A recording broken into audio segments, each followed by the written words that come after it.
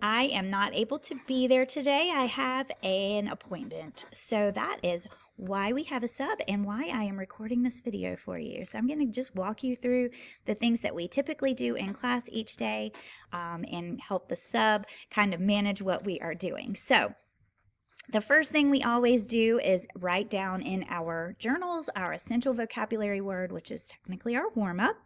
So the word that you are writing down today is the word pun. A pun is basically a play on words. It's a dad joke.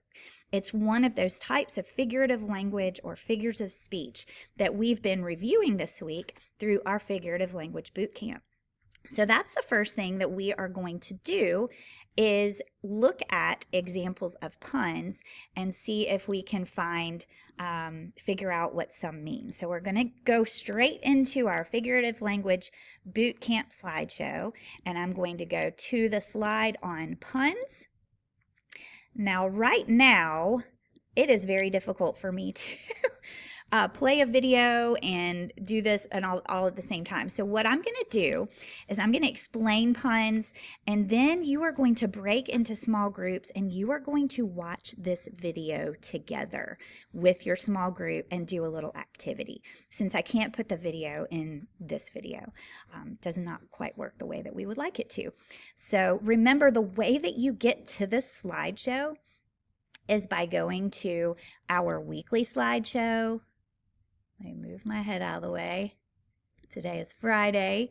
You're going to click on the link that says Introduce Puns, and it will take you right to the slideshow. So somebody in your group will be able to get you there, and then you will watch that video. But before we do that, let me introduce puns to you.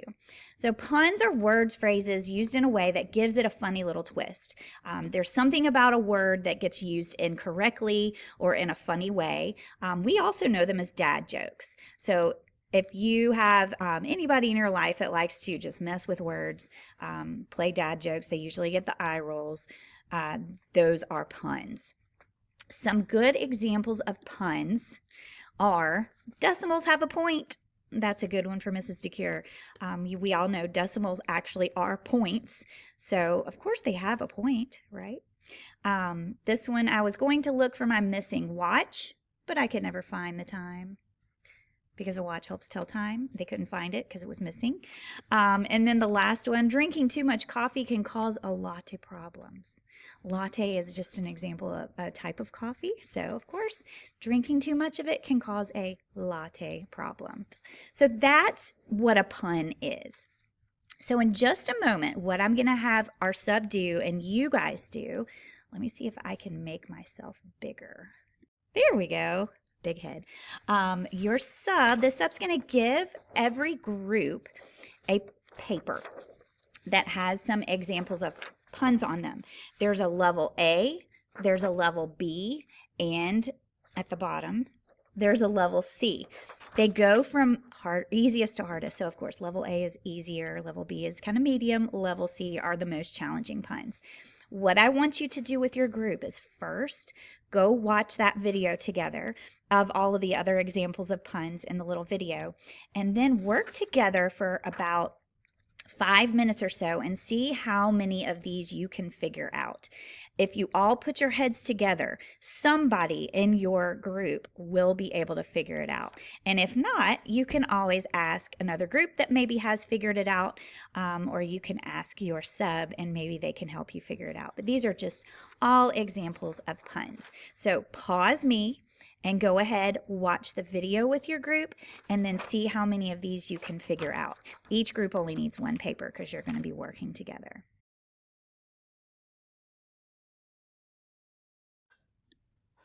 I sure hope you had a pun time as you were working through the puns. The next little task that we have today is to work on our Article of the Week conclusion. Remember, this is the last step of writing our Article of the Week response. We wrote our introduction on Tuesday.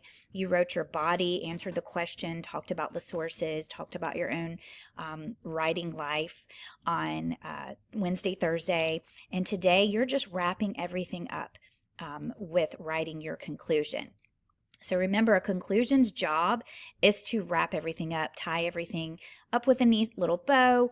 You can always go into our article of the week slideshow and click over to the little instruction slides here.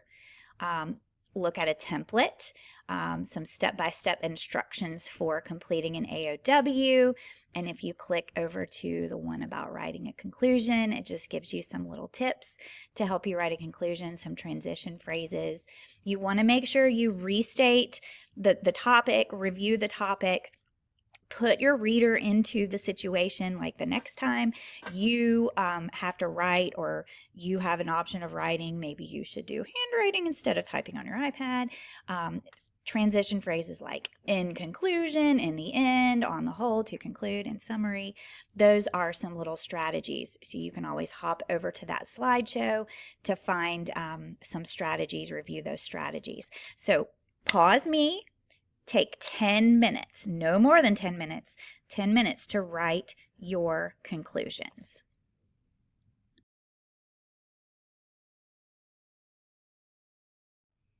All right, the last thing that we are going to work on today is the next step of our scary story that you are writing.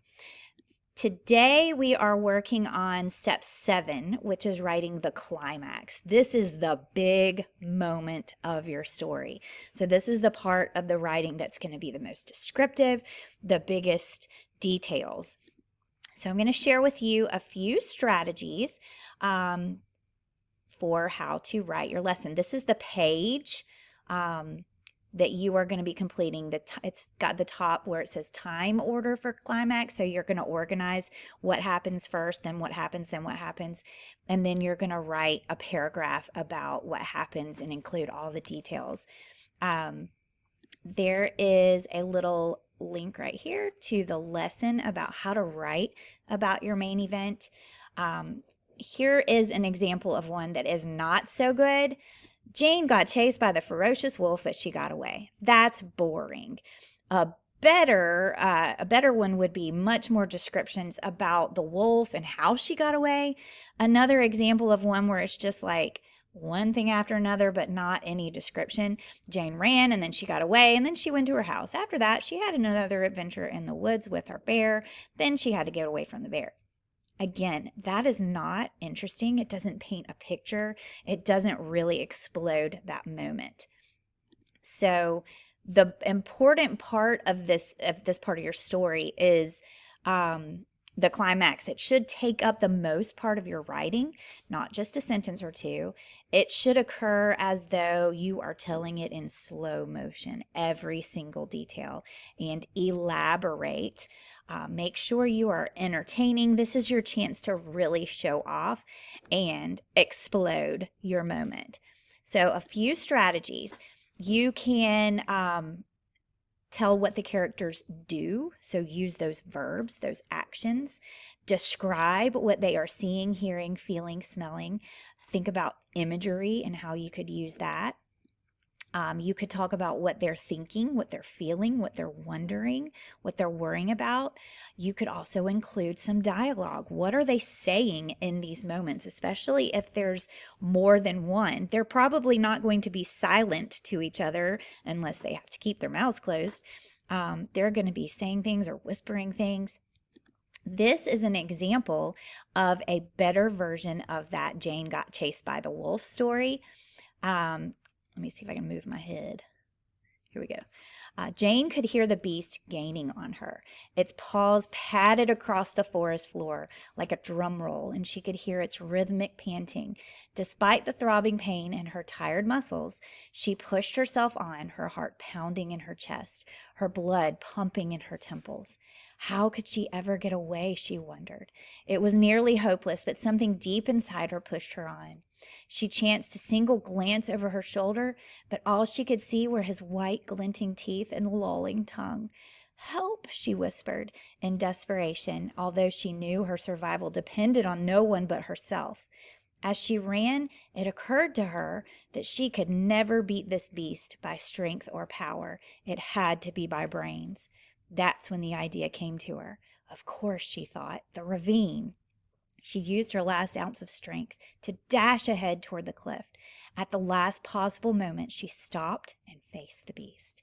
As he stretched out his muscular legs in a lunge, Jane stepped to the side. She closed her eyes and heard its pitiful cries echo as it tumbled down the rocky cliff and out of sight. So notice how this author uses all of these strategies. There's lots of descriptions. There's thinking in there, wondering. She even says, even though she's by herself, she says, "Help," she whispered in desperation. You know, when we're struggling, we're gonna say things like that, even when we're alone. So think about all of those little strategies and how you can add some of these things to your climax to really explode that moment. So open up your packets to the page where you are writing your climax, this page right here, and go ahead and get started while you have all these ideas fresh in your mind.